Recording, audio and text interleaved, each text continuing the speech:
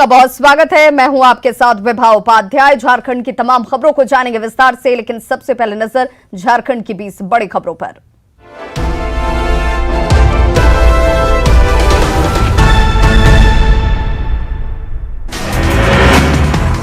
कोडरमा में नगर खारा के पास कार और बाइक के बीच टक्कर में एक शख्स की मौत हो गई। वहीं बाइक सवार 2 लोग गंभीर रूप से घायल हो गए। घायल को इलाज के लिए सदर अस्पताल में भर्ती कराया गया है। पुलिस ने कार जब्त कर ली है, जबकि ड्राइवर फरार हो गया। गुमला के सदर प्रखंड परिसर में रहने वाले होमगार्ड के जवान की संदिग्ध हालत में मौत हो गई। घर में ही उसके शव को बरामद किया गया। फिलहाल शरीर पर चोट के निशान की जांच की जा रही है। पोस्टमार्टम के लिए शव को भेजकर पुलिस अपनी तफ्तीश में जुट गई है। कोडरमा में बीजेपी ने झारखंड लैंड म्यूटेशन बिल के विरोध में अपने आक्रोश को जाहिर किया। इस दौरान बीजेपी नेताओं ने सरकार पर निशाना साधा, साथ ही बिल की कॉपी को जलाकर अपना विरोध जाहिर किया। घाटशिला के धालबुमगढ़ में मिनी ट्रक से लाखों रुपए का अवैध गुटखा बरामद किया गया है। ये गुटखा धालबुमगढ़ के एक व्यापारी मनीष अग्रवाल की दुकान में भेजा जा रहा था। ट्रक से 40 बोरा गुटखा बरामद किया गया, जिसकी कीमत 5 लाख बताई जा रही है। सिमडेगा पुलिस ने पीएलएफआई के नाम पर रंगदारी मांगने के आरोप में 2 अपराधियों को रांची से गिरफ्तार किया है। गिरफ्तार आरोपियों के नाम आशीष रजवार और संतोष लोहरा है। एसपी ने इसकी जानकारी दी। पश्चिम सिंहभूम पुलिस ने भाकपा माओवादी के 3 नक्सलियों को पोस्टरबाजी करते हुए गिरफ्तार किया है। गिरफ्तार नक्सलियों के पास से एक देसी पिस्टल, मैगजीन और 5 जिंदा कारतूस बरामद हुए। गिरफ्तार नक्सलियों के नाम रांदो बोयपाई, बबलू सुरीन और रामलाल जामदा है। सरायकेला पुलिस ने कुख्यात कादिम खान को गिरफ्तार किया है। 6 अगस्त को रमजान उर्फ चौधरी पर गोलीबारी मामले का ये मुख्य आरोपी है। कादिम पर 19 आपराधिक मामले दर्ज हैं। कादिम आदित्यपुर में ब्राउन शुगर के अवैध कारोबार के किंग पिंग डाली परवीन का पति है। गुमला की घाघरा पुलिस ने नवनी टोंगरी में क्रशर, जेसीबी और पोकलेन में आग लगाने के आरोपी जितेंद्र महतो को गिरफ्तार कर जेल भेज दिया है। मामले में 5 आरोपी पहले ही जेल भेजे जा चुके थे, लेकिन जितेंद्र महतो 4 साल से फरार था।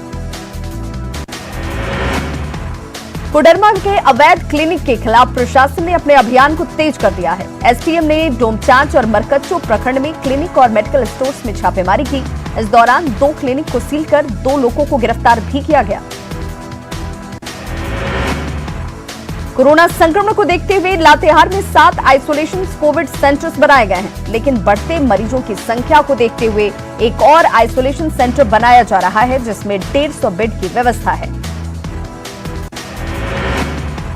जमशेदपुर में स्ट्रीट डॉग को खाना खिलाने को लेकर विवाद सामने आया। एक युवती रोज गली में स्ट्रीट डॉग्स को खाना खिलाती थी, जिसे लेकर एक परिवार का उससे झगड़ा हुआ।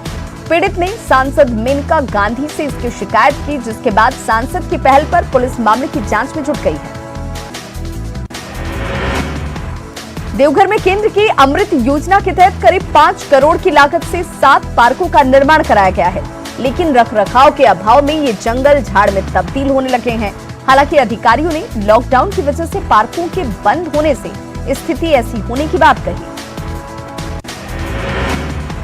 देवघर के पूर्व एसडीओ की ओर से सपरिवार बाबा वैद्यनाथ मंदिर में स्पर्श पूजा करने पर बवाल मच गया है। बिना पास और पूजा का समय खत्म होने के बाद उन्होंने मंदिर में प्रवेश किया। पुरोहितों ने नियम की अनदेखी की और इस पर अब सवाल उठने लगे हैं। बोकारो में भूमाफियाओं की नजर अब सरकारी जमीन पर लगी हुई है। भूमाफिया जमीन बेचने के लिए नदी पर पुल का निर्माण करा रहे हैं, ताकि उनकी जमीन की कीमत बढ़ पाए। बिना किसी सरकारी अनुमति से इस तरह के पुल का निर्माण कराया जा रहा है। साइबर अपराधियों के खिलाफ देवघर पुलिस को बड़ी कामयाबी हासिल हुई है। पुलिस ने पत्थरगढ़ा और पथरौल थाना क्षेत्र से 7 साइबर अपराधियों को गिरफ्तार किया और इनके पास से 38,000 रुपए कैश, 20 मोबाइल, 13 एटीएम कार्ड समेत कई सामान जब्त किए गए। पलामू में प्रधानमंत्री ग्राम सड़क योजना में लूट मची हुई है। चैनपुर प्रखंड के बूढ़ी बीर से सुकरी मोड़ तक सड़क बनाई जा रही है। करीब 2.5 किलोमीटर लंबी सड़क में गुणवत्ता का ख्याल नहीं रखा जा रहा। मिट्टी पर ही सड़क का पक्कीकरण किया जा रहा है, जिससे ग्रामीण नाराज हैं। पाकुड़ में पाकुड़ और बंगाल पुलिस की संयुक्त बैठक की हुई और एसपी ने वीडियो कॉन्फ्रेंसिंग के जरिए बंगाल के अधिकारियों से बातचीत की। दोनों राज्य की पुलिस के बीच सीमा पर अपराध की घटनाओं पर लगाम लगाने को लेकर रणनीति पर चर्चा की गई।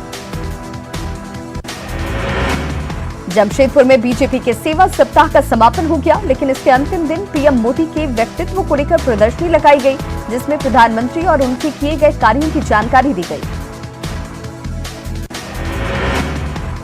खूंटी में बीजेपी के सेवा सप्ताह का समापन हो गया। विधायक कोचे मुंडा ने नेतृत्व किया और केंद्र सरकार की उपलब्धियों को जन जन तक पहुंचाने का संकल्प लिया।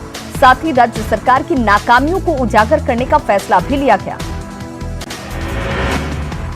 झारखंड प्राइवेट स्कूल एसोसिएशन की ओर से नई शिक्षा नीति पर कॉन्क्लेव में वीडियो कॉन्फ्रेंसिंग के जरिए राज्यपाल शामिल हुए। राज्यपाल ने कहा कि विभिन्न स्तरों पर चर्चा और सुझाव के बाद ही नई शिक्षा नीति बनाई गई है, फिर भी इस मुद्दे पर आने वाले सुझावों का स्वागत है।